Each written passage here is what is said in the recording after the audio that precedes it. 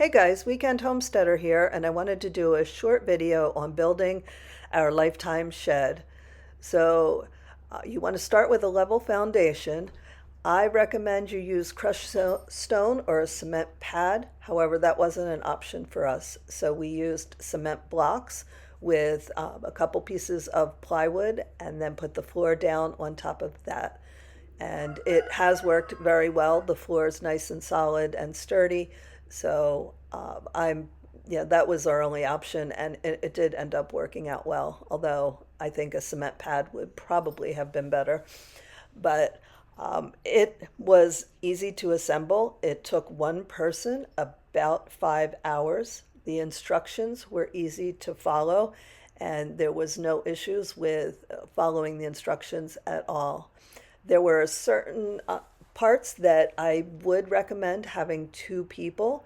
One would be the roof.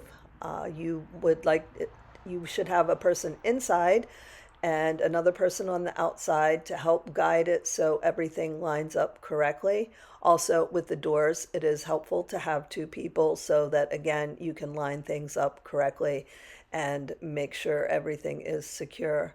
But other than the roof and the doors, it was easy for one person to put the whole shed together. The shed came out very nice. It's very sturdy. The doors line up perfectly. It's roomy, and we are very, very happy with it. So there you can see how much room you have on the inside. It's got a really cute little window on the side. It's got the ventilation in the top, in the front, and the back. But I really recommend this shed. It's very nice and suits our purpose very well.